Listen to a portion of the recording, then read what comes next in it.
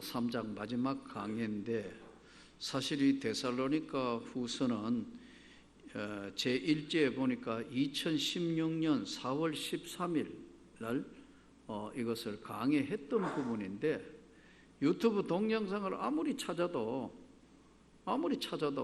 없어요. 그래서 지금 신약 성경 이제 마지막 부분들을 마가복음, 누가복음을 제외하고는 33년 목회하면서 전체를 다 강해를 했어요.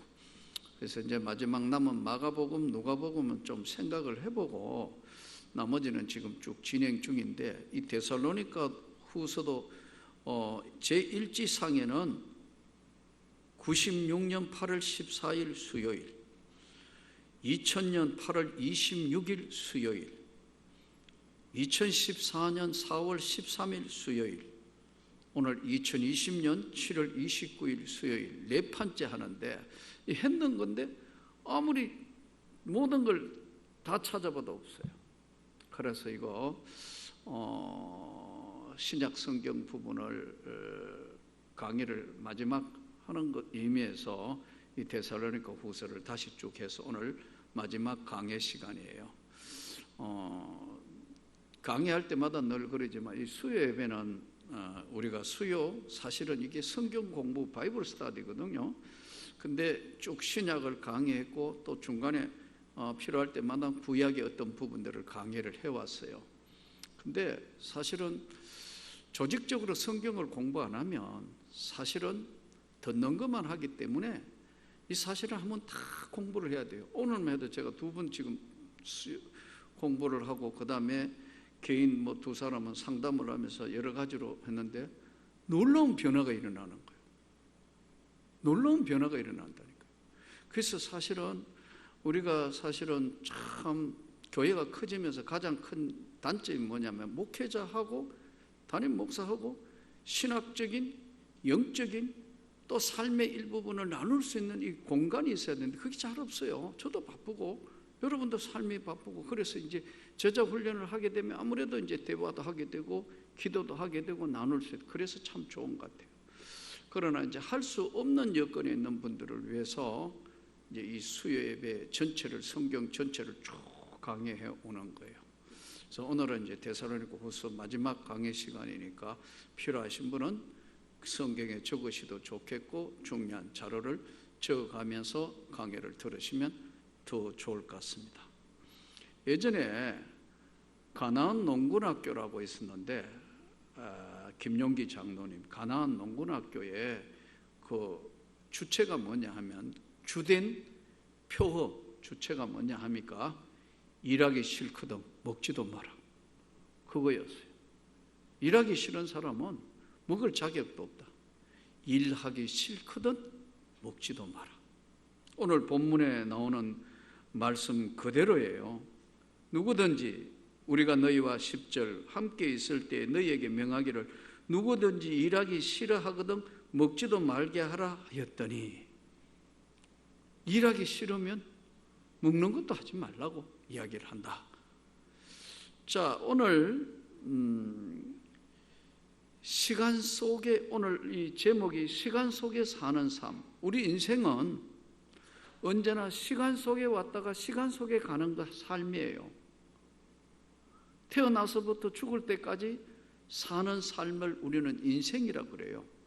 그러니까 인생이라는 걸 다른 말로 이야기하면 시간 속에 왔다가 시간 속에 가는 것이 인생이에요. 여러분, 연세 드신 우리 권사님들, 연세 드신 우리 여성도님들, 젊은 날 예쁠 때 있었잖아요.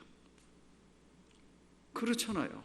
처녀 때 있었고 참 꿈꾸던 그런 시절이 있었고, 점점 시간이 지나면 나이가 들고, 또 우리 장로님들을 위시하여 연세 드신 우리 남자 성도님들 그렇잖아요. 힘있는 청장년기를 지내서 딱 하면서 이제 점점 시간 속에서 늙어가는 거거든요. 그러니까 사실은 우리가 나이가 들어 늙어가는 것은요, 굉장히 중요한 게 하나 있는데요, 멋있게 늙어야 돼요. 아이고 아멘 안 하시네요. 멋있게 늙어야 되네. 멋있게. 모습도 멋있게 늙어야 되지만 이 삶도 마지막 쫙 펼쳐졌을 때 제일 아름다운 게 뭐죠? 낙조. 해가 마지막 질 때 장엄하게 쫙 수평선 위에 해가 마지막 저물 때 낙조. 떠오르는 태양도 아름답지만 마지막 자연도 보세요. 낙조 아름다운 거예요. 이 우리 자연 세계 속에서 꽃이 피고 열매가 맺어 나무도 보세요. 봄 되면 막 파릇파릇 삭시 나오고 해가 여름 되면 싱싱하지만 가을 되면 단풍이 마지막 멋있게 있다가 떨어지는 거예요. 그래서 시간 속에 사는 삶은 동양의 시간과 서양의 시간관이 달라요. 동양의 시간관, 동양시간적, 동양의 사람들이 보는 동양적 시간은요, 순환적 시간관이에요. 순환된다 이거. 왜냐하면 동양이라는 자체의 시계적 시간 세계관은 뭐냐면 순환적 세계관이에요. 돈다. 불교가 윤회 아니에요. 돌아가는 거예요 이렇게. 그런데 서양의 시간관은 뭐냐면 진보적 시간관, 즉 직선적 시간관이에요.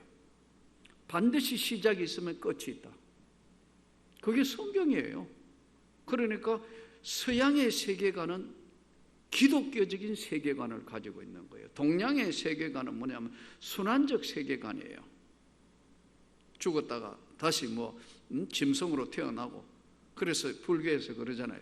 에이 이 축생아, 짐승 같다 이거 축생. 선한 일 착한 일 하면 다음에 좋은 데 태어나고, 아주 못된 짓 하면은 짐승으로 소, 개, 돼지 이렇게 태어난다. 이게 돌아가는 거다. 끔찍스러워요.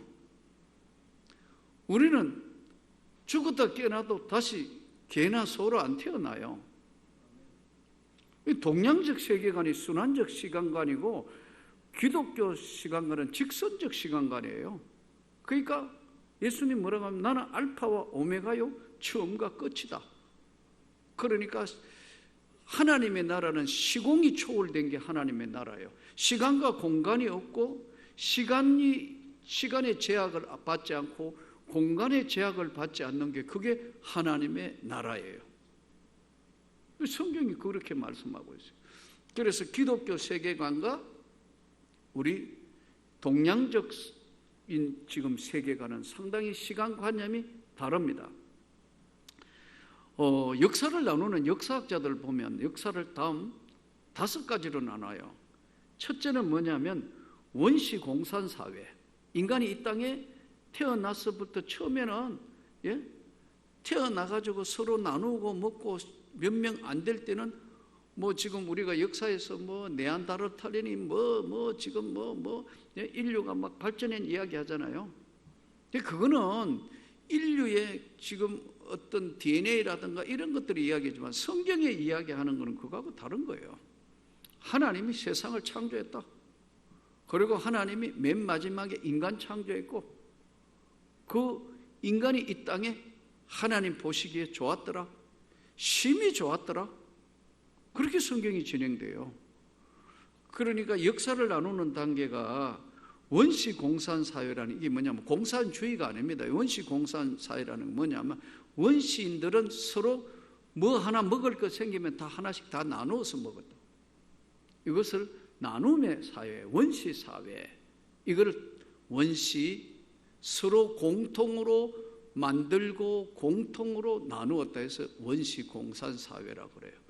두 번째가 뭐냐면 고대 노예사회예요. 그래서 이제 고대에 점점 도시국가들이 형성되면서 힘있는 지도자가 나오면서 그 다음에 거기서 전쟁이 일어나고 전쟁에 진 자들은 붙들고 와서 노예로 만들었어요. 그래서 고대 노예 사회가 두 번째 역사 단계에 나타납니다. 그러다가 세 번째 나타나는 게 중세 봉건 사회예요. 중세 봉건 사회는 서양과 동양이 다릅니다. 서양에는 왕이라고 마음대로 못했어요. 그래서 귀족 제도가 있는데 서양에는 귀족들이요 모의가 할 때마다 창 들고 칼 들고 같이 앉았어요. 회의할 때도. 그 기분 나쁘잖아. 서로 뭐 이야기하고 말 안 듣고 막 다투잖아요. 그럼 대반 도끼 들고 서로 이렇게 하기 때문에 왕이라 해도 어떤 봉건 사회에 전부 다 하나의 지분을 나눠준 거예요. 그것이 지금 하나의 서양의 어떤 그게 제도화된 하나의 백작, 남작, 자작 뭐 이렇게 신분 사회가 됐어요. 일본도 이거하고 비슷해요. 예? 영주 그 지역을 다스리게 한다.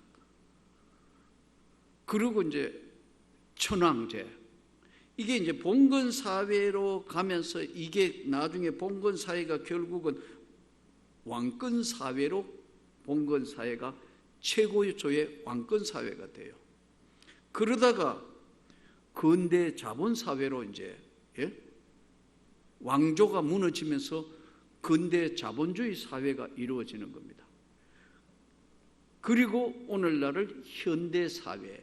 이 현대 사회는 경제, 인권, 자유, 평등, 박애, 프랑스 혁명 이후에는 이렇게 바뀌는 거예요. 자, 그래서 역사라는 것은 시간 속에 존재하는데 오늘 데살로니가 후서 3장에 전체를 이제 마무리하면서 첫째는 데살로니가 전체에 흘러가고 있는 가장 중요한 것은 예수님의 재림은 진짜 있는 건가? 예수님이 재림 심판은 정말 있는 건가를 다루는 것이 데살로니가 전서 1장에서 3장 내용들이에요. 그러다가 데살로니가 전서 4장에는 그러면 하나님은 산자와 죽은 자를 어떻게 심판하시는가?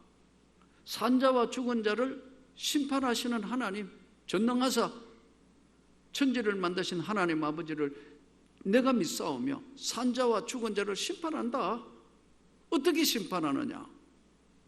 믿는 자, 그 믿는 자는 하나님이 영생 구원을 주시고 믿지 아니한 자 무서운 지옥으로 가게 하는 바로 산자와 죽은 자를 심판하러 오시리라. 성령을 믿사오며. 여러분 믿습니까? 산자와 죽은 자를 심판하신다는 게 성경이에요. 신앙 고백이에요. 주님이 마지막 날 심판하시는 거 반드시 심판하신다는 거예요. 그러니까 신앙이 뭐냐면 재림 신앙이 없으면요 겁이 없어요. 나는 항상 은혜를 받고 이후의 삶은 한 번도 머릿속에 떠나본 적이 없는 것이 뭐냐면 내가 반드시 이 다음에 주님 앞에 설 텐데 주님이 나에게 뭔가를 물으실 때 난 답변 자료가 있어야 된다. 너 그때 왜 그랬어? 예수님 이래가지고 이렇게 한 거 더 잘하시지 않습니까? 그러니까 여러분 조심해야 합니다. 이 재림 심판 신앙이 없으면요 예수는 믿는데 겁이 없는 거예요. 막 행동한다고. 난 그런 목회자들을 가끔 볼 때마다 정신이 버쩍버쩍. 이야 저거 맞냐? 함부로 말한다. 함부로 행동한다.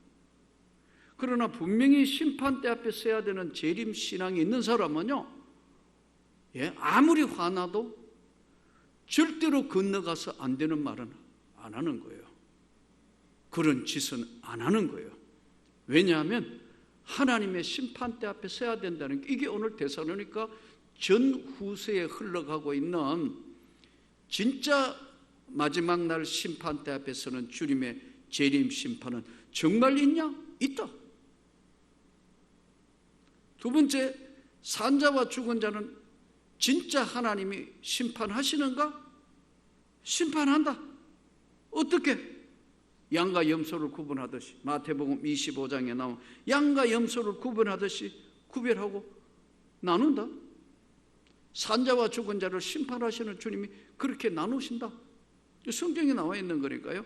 자, 그런데 이때 산자와 죽은 자를 심판하는 거 어떻게 하는가? 그러면 데살로니가 전서 5장은 어떤 걸 다루고 있냐면 그렇다면 재림의 시기는 언제인가?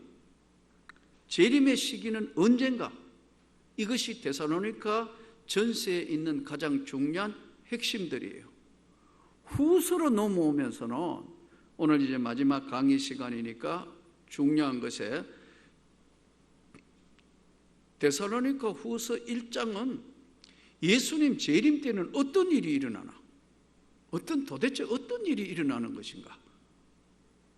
사랑이 식어지고 도처에 기근과 지진이 일어나며 전쟁과 전쟁 난리 소문이 나며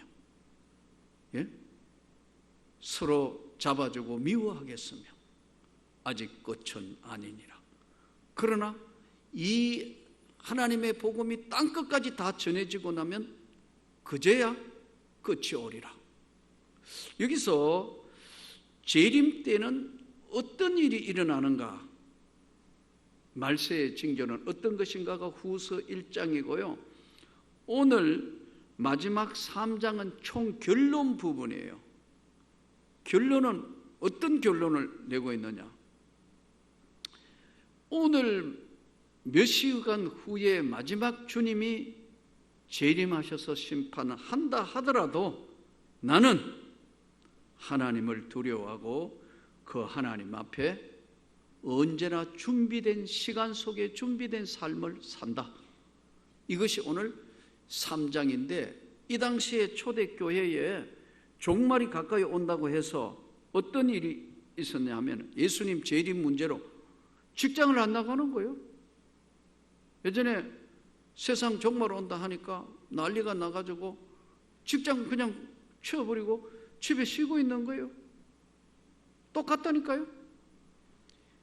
직장 출근 안 하고 농사나 가축 키우는 일하지 않고 집 팔고 밥 팔고 몰려다니면서 우왕좌왕하고 있는데 이들을 향하여 메시지, 내일 이 순간이 아닌 몇 시간 뒤에 온다 하더라도 너는 지금 하고 있는 일을 계속해라.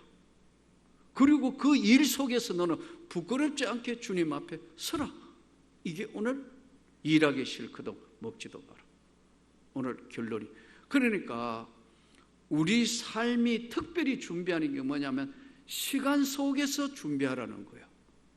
자다가도 주님이 오셨다면 예 주님 언제든지 내가 여기 있습니다. 일하다가 일터에 지금 한참 일하는데 여기까지 주님이 나팔을 불면 그대로 일어서서 주님을 영접하라는 거예요. 따로 이게 준비하는 시간이 아니고 삶 전체가 시간 속에 준비하는 삶이라는 거예요. 아멘. 이게 지금 데살로니가의 결론이에요. 오늘 데살로니가 후서는 시간 전체의 결론입니다. 그렇기 때문에 동양적 사고방식에 조금 전에 말씀 순환적 사고방식은 항상 뭐를 가지고 있느냐 하면요 운명론을 가지고 있습니다. 이거 내 팔자가 이래가지고 내 운명이 이래가지고 이게 동양적 사고관이에요. 직선적 진보적 성경적 사고는요 나는 그렇게 비록 가난하고 힘들게 어렵게 태어났지만 나는 주 안에서 사는 삶으로 주님의 영광의 나라를 향하여 가기 때문에 나는 이 땅의 삶을 가장 가치 있게 산다는 게 이게 직선적 세계관이에요. 그래서 알파와 오메가라는 거예요. 아멘. 그러니까 잘못된 신앙들은 종말이 가까이 왔다 하면 일도 안 하고 몰려다니고 집 팔고 논 팔고 다 그냥 잘 먹고 잘 살다가 간다. 아니라는 거예요. 그래서 성경은 보면은 열처녀, 처녀 10명인데 열처녀 비유하고 있고 그리고 포도원 비유하고 있고 마태복음 20장에 아침에 이른 아침에 가고 마지막 시간에 들어갔는데 이 비유가 똑같이 한 달란트씩 주잖아요. 그러니까 먼저 온 사람이 아니 왜 나는 한 달란트 주고 다른 사람들 늦게 왔는데 하루 종일 수고 안 나고 똑같이 줬다고 화내니까요. 내 것을 가지고 내가 주는데 나하고 약속이 이건데 네가 화내는 게 이유가 뭐냐? 이건요 얼마나 오래 믿었냐는 이야기를 하는 게 아니에요. 너가 주님을 진짜 만나고 난 뒤에는 어떻게 믿었냐는 거예요. 예수님 핵심이 뭐냐면 이걸 묻는 거예요. 어떻게? 너 진짜 믿는 것처럼 믿었냐는 거예요. 이걸 우리에게 지금 데살로니가 후서가 결론을 던지는 거예요. 뭐 이거 지금 말세가 온다니까 집 팔고 논 팔고 무조건 놀고 몰려다니고 일하기 싫으면 먹지도 말고 너가 하는 그 삶 전체에서 언제든지 주님이 오셔도 아멘이다 이거예요. 아멘. 이게 바른 신앙이라는 거예요. 그 초대교회에서 이런 문제들이 자꾸 생겨가지고 복잡해지는 거예요. 그래서 열처녀 비유, 포도원 비유, 양과 염소 비유를 예수님이 계속해서 하시는 거예요. 자, 그러면 우리가 이제 조금 전에 유럽에는 왜 평등이니 이성주의니 또는 유럽의 사람들이 이 동양적인 사고보다 훨씬 빨리 개화되고 했느냐 하면 성경 기초 위에 복음이 받아들였기 때문에 그렇습니다. 복음이 뭐예요? 복음의 가장 중요한 게 뭐예요? 하나님의 사랑 아니에요. 구조가 순환되는 구조가 아니라는, 운명이 아니라는 거예요.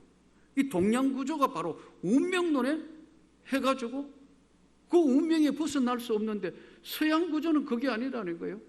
직선적 기독교적인 사관 아니에요. 그래서 우리가 이 세계관을 빨리 바꾼다는 게 굉장히 중요해요.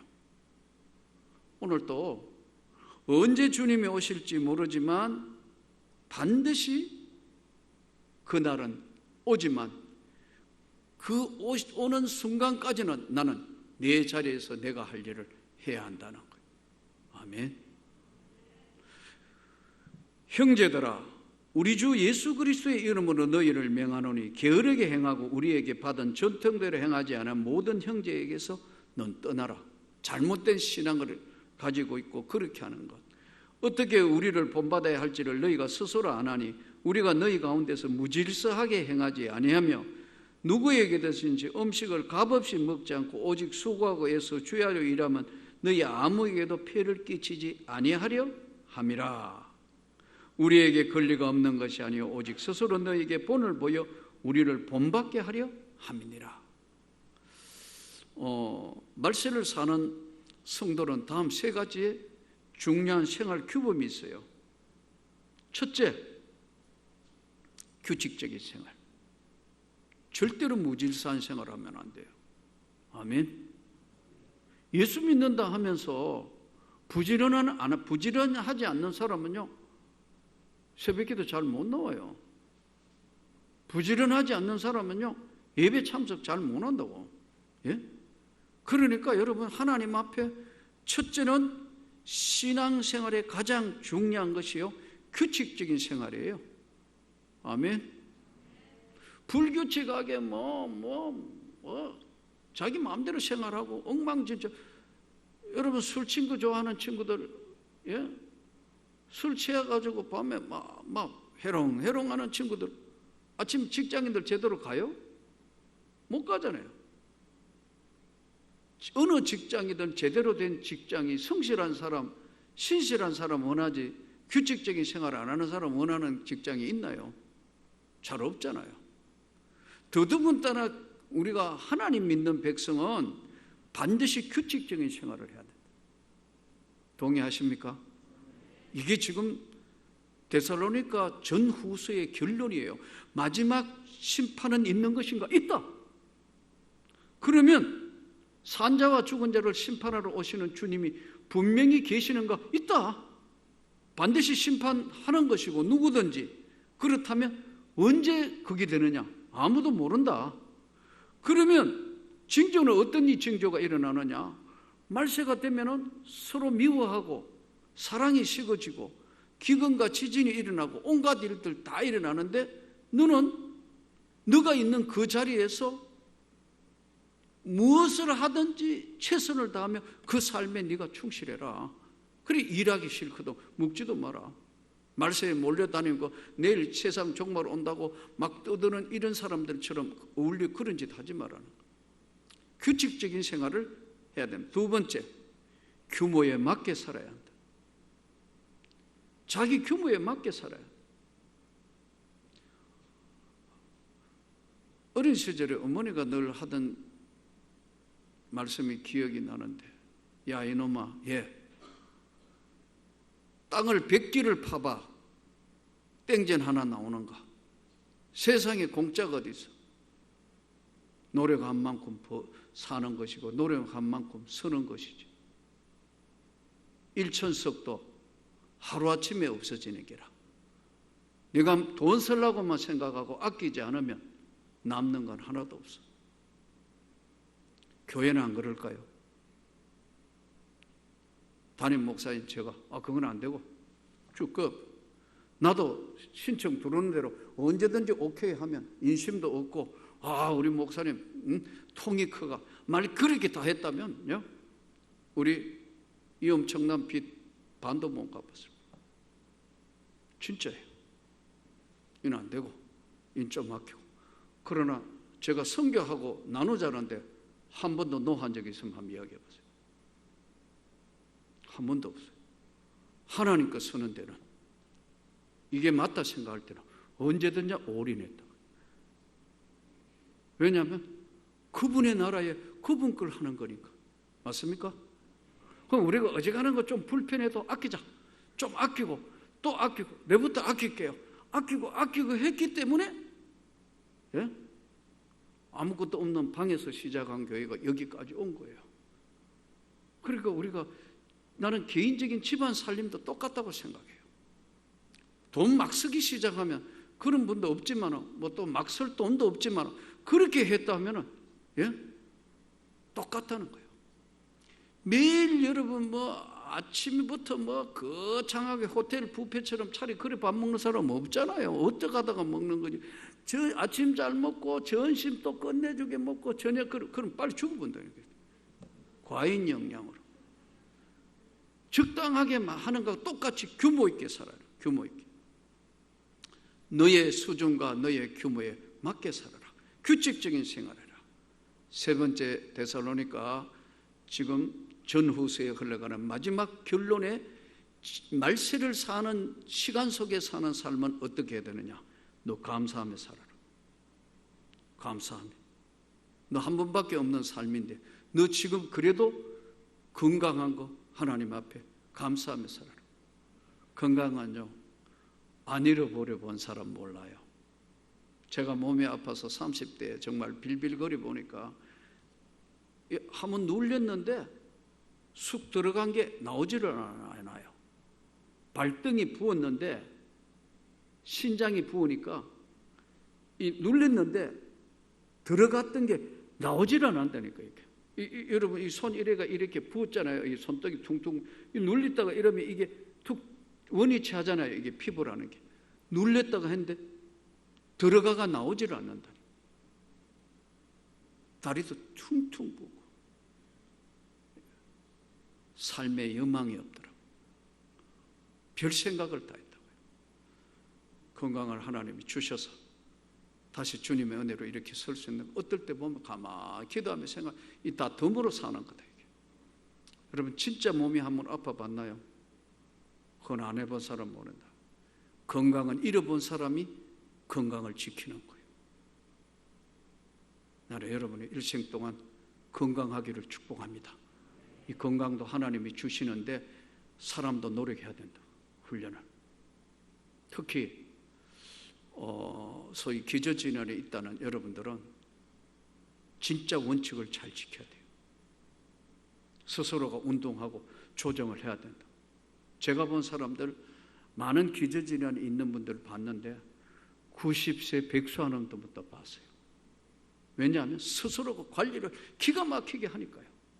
그러니까 건강은 감사하며 살아야 되는데 그 감사하며 사는, 건강하게 사는 기쁨의 삶은 영적인 것이기도 하고, 건강은 또 육적인 것은요 본인이 노력해야 된다. 아멘. 스스로가 운동하고 스스로가 그걸 지켜야 된다니까요. 다 잘 아시는 과식하지 말고, 과자는 다 안 좋다니까요. 과체중, 체중 줄이세요. 내가 하도 주신이 보고 내가 님 보니까 한량없이 자비한 게 아니고 한량없이 불어날 몸이다. 너는 보니. 이 사람은 선교사 제대로 하려면 몸부터 관리해야 돼. 내 말에 충격을 받아가지고 가가지고 그냥 더더군다나 코로나 사태니까 몸을 날름하게 왔는데 며칠 전에 지금 불가리아에서 사진 보이 약간 불었더라고 벌써. 지금 거기서도 밖에 못 나오고 보름감 잡아가 있으니까 여러분 스트레스 받으면 사람이 계속 먹거든요. 그러니까 살찐 사람들 보면 대부분 보면 스트레스가 많은 사람이 살찌는 경우 많아요. 그러면서 자기는 살쪘다 소리는 절대로 안 하고 부었다 그래요. 그래서 잘 부었다 내가. 운동해야 된다. 운동. 스스로 관리해야 된다. 예. 누가 나보고 그러더라고. 와, 목사님 독하다고. 저는 절제 안 하면요 80kg 넘어가는 몸이에요. 밥 먹다가 이렇게 해가 한 그릇 더 먹고 싶을 때마다 우리 부목사님들 옆에서 식당에 지금 먹을 때마다 잘 먹는데 하나님 나도 더 갈까요? 아니 참아야지. 나이가 있는데 더 이상 먹으면 안 돼. 그냥 숟가락 던지는 거예요. 절제 안 하면요 제가 제일 잘 먹는다고. 정말이에요. 밥 숟가락하고 입하고 거리가 제일 짧아요. 막 이거 훈련이 돼가 이게 손이 안 벌 속더라고요. 근데 스스로를 던지는 거.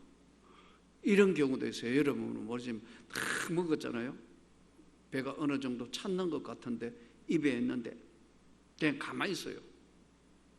그래가 이거 한 번 더 넘기면 체중이 지금 얼마만큼 약간으로 가는데 생각해가 일부러 뱉어내요. 왜? 어떻게 하든 몸을 지탱하고 지켜야 된다. 그러니까 아까도 말씀드린 스스로 건강한 치명적인 어떤 것이 온다 하더라도 제가 본 많은 사람들 의지력이 대단히 중요해요. 특히 암 환자들. 절대 나는 안 진다. 그래 내가 한번 해볼래 하는 강력한 의지가 있는 사람 결국은 하나님께서 그 믿음 위에 은혜를 베푸시더라고요. 여러분들이 다시 한번 강건하기를 축복합니다. 오늘 규모 없는 자에게서 떠나라. 일하기 싫거든 먹지도 마라. 이렇게 말씀했는데 규모 없이 행하는 자에게 떠나라 했는데 다음 세 가지가 규모 없는 사람입니다.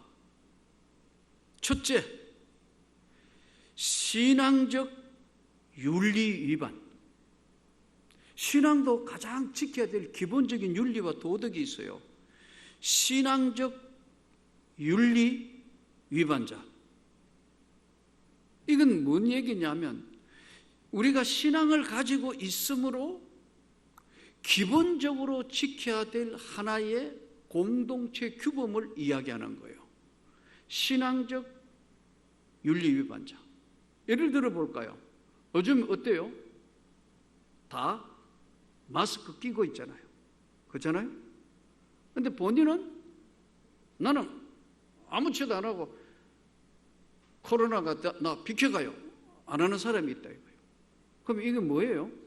신앙적 윤리 위반자예요. 이 주변에도요 괴상한 사람 많습니다. 예수도 안 믿고 교회도 안 나가는 사람이 지난주에 우리 신고했어요. 우리 교회에 신고를 했다고. 신고를 했다니까요. 그 구청에서 왔어요. 아무 하자 없이 잘하고 계시는데 뭔 소리 하느냐고 이랬다고요. 그러니까 그랬대요. 목사님은 마스크 안 끼고 설교하는 것 같다고. 그랬더니 구청에서 그렇게 대답했다고 그러던데 2m, 3m 목사님은 5m도 더 떨어져 하기 때문에 설교하실 때는 안 해도 되는 거요 이랬다는. 구청에서 내 대신 대답을 잘해준 것 같아요. 그 사람 교회 나오는 사람도 아니고 또 그런다니까요.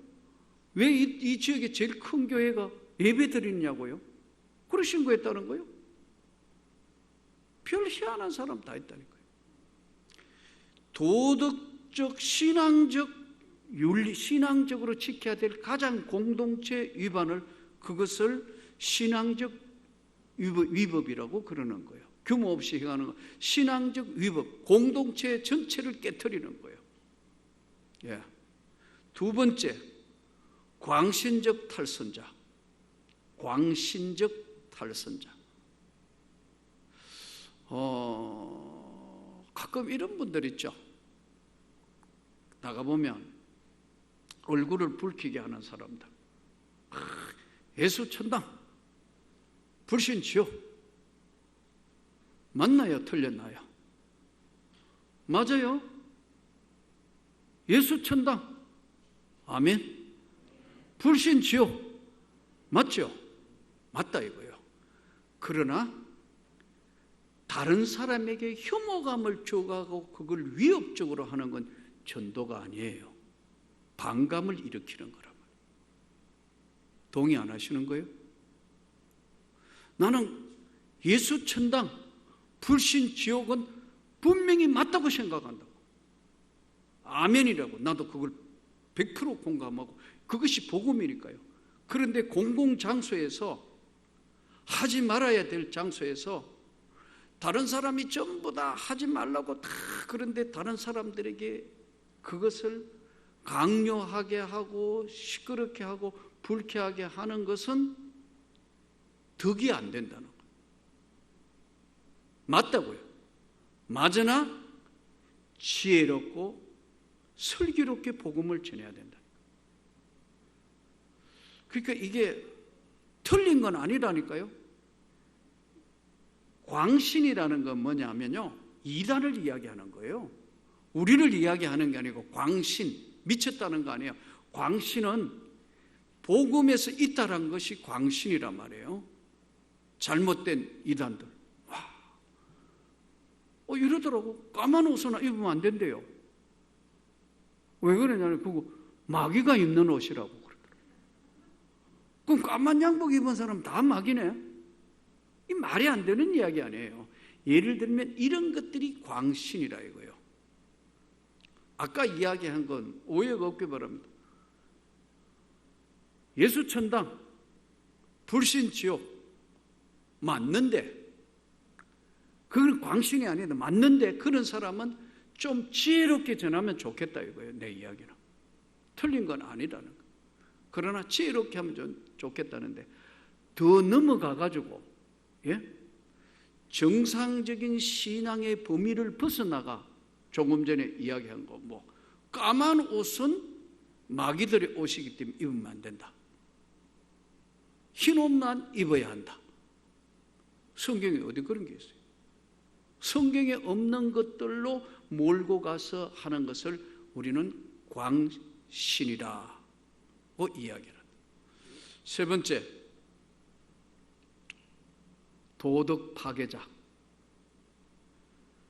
신앙적 위법, 광신적 탈선, 이단. 세 번째는 도덕적 타락.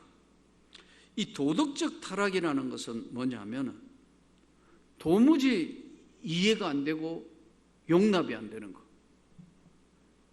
성추행, 성폭행, 여사로 일어날 수 있는 이런 것들. 이것은 하나님 앞에 맞는 것이 아닌 규모 없이 행하는 자라는 거예요. 그래서 오늘 또 우리가 데살로니가 후서를 마감하면서 우리는 하나님 앞에 부끄럽지 않는 삶을 전하기 위해서 다음 결론적으로 세 가지를 구하면서 마지막 시대를 살아야 한다. 첫째, 내 삶을 다하여 복음 전파하는 데 최선을 다한다. 아멘. 요즘에 이제 코로나 오고 나니까 제일 힘든 게 새 신자가 없잖아요. 거의. 여러분 이렇게 하면 안 되는 거예요. 이제 진짜 밖에서 있는데 진짜 교회를 찾아와야 될 사람들을 선별을 해서 하나님의 교회로 인도해야 된다. 아멘.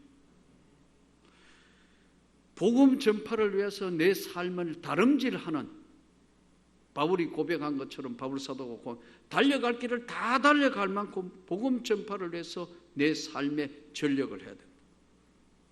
두 번째, 마지막 시대를 사는 종말론적인 삶을 사는 사람은 절대로 악한 사단에서 건져 주옵소서 기도해야 됩니다. 시험에 들지 않게 기도해라. 깨어 기도해라. 전부 다가 이야기하는 거예요. 불법의 무리에서 떠나라. 그리고 마지막에 주님의 영광의 세계에 속하도록 항상 너 믿음을 지켜라. 믿음을 도전받는 시대니까. 직장에 가봐요. 사람 만나봐요. 뭐 하는데 믿음에 도움되는 것보다는 믿음 잃기가 쉬운 세상이에요. 너 믿음을 마지막까지 지켜서 바울 사도가 고백하는 것처럼 달려갈 길을 다 달려가고 이제는 나를 위하여 의의 면류관이 준비됐다 할 수 있는 고백하는 그런 삶이 되기를 주님의 이름으로 축복합니다.